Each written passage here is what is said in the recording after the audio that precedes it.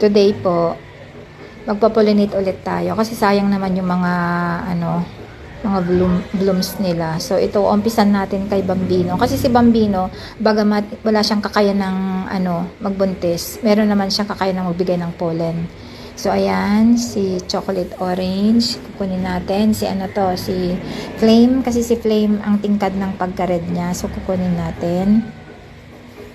Sila ang gagawin nating husband kasi wala din kakayanan si Flame na magbuntis dahil hindi mataba yung ovary niya, so wala siyang kakayanan.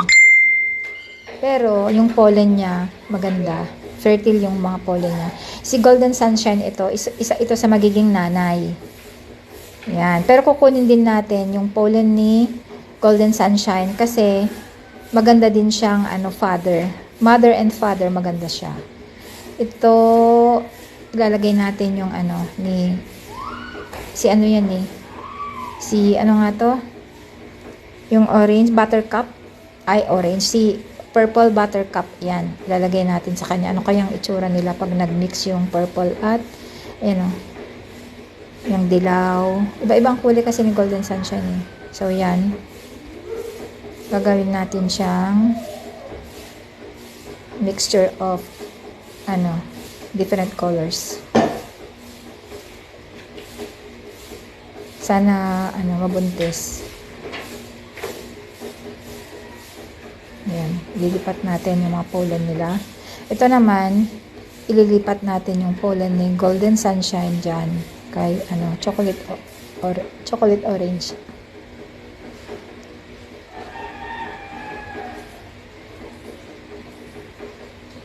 Sana successful sila.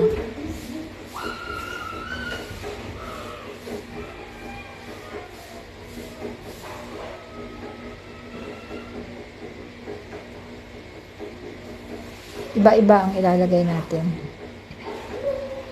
Halo-halo.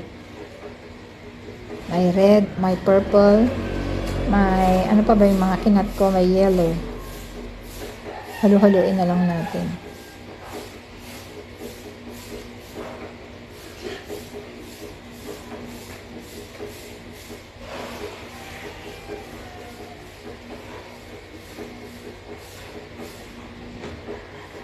The more kasi na marami kayong pinopollinate, dapat nga araw-araw, the more na mas may chance na marami kayong magiging seeds.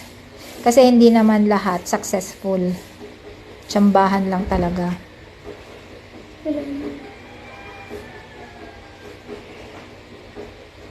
Hindi porket na pollinate po, mabubuntis siya. Meron kasing ayaw niya.